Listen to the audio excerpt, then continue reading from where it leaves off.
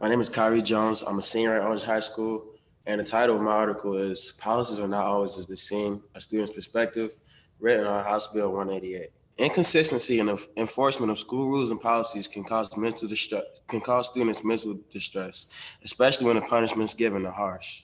One day, a person I am acquainted with was rushing to class to beat the bell before it rang. Her teacher saw her effort to get down the hallway in time, but closed the door as soon as the bell went off. She then had to go to the office to receive a late slip, and she was reminded of the potential for detention depending on how many tardies she had. This experience was saddening for her because when her white counterparts were faced with the same situation, they were allowed to enter the classroom on a warning. The forgiving of white students being late to class has happened on multiple occasions at my school. In scenarios like this, the punishment feels unfair because the people in power are inconsistent in a way that seems to be motivated by race. It can be so noticeable that students feel the need to address this issue. Problems like this make me feel uncomfortable. Will I be a target of malicious punishment? At school and in society, I shouldn't have to think about how to avoid living through a scenario like one I've just written about. I write today to talk about the effect that proposed House Bill 188 will have if it's passed. At face value, it wants to pass policies that minimize the use of long-term suspension and expulsion for students across North Carolina. Initially, this seems to be a positive thing, and it hits at an effort to lower the suspension and expulsion rates through the better behavior of students.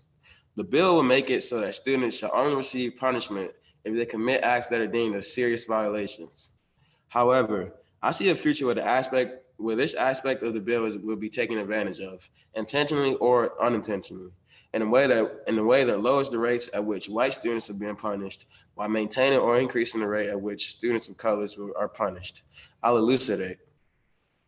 While I understand that the bill advises schools to create policies in a way to ensure that students of different backgrounds are not punished disproportionately, I also know that people can unintentionally create unfair results.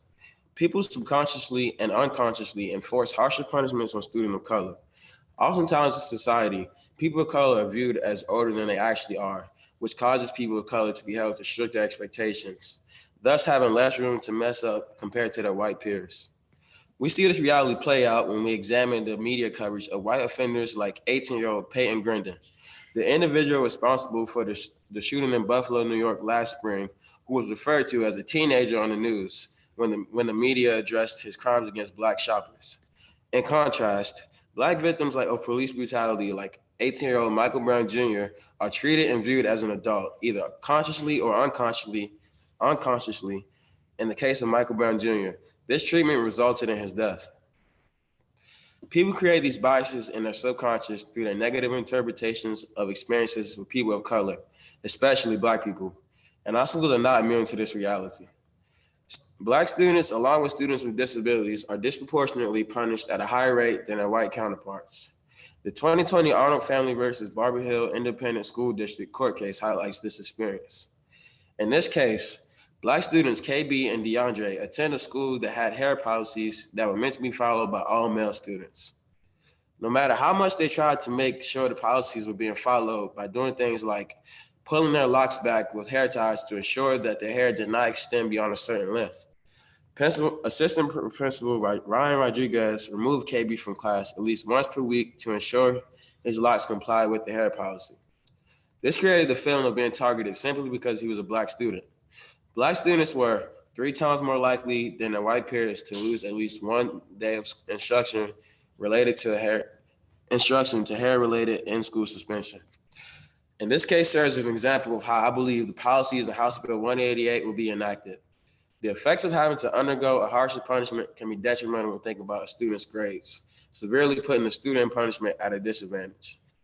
This will affect NC school students at large, seeing as over 50% of NC public school students are students of color as of 2020.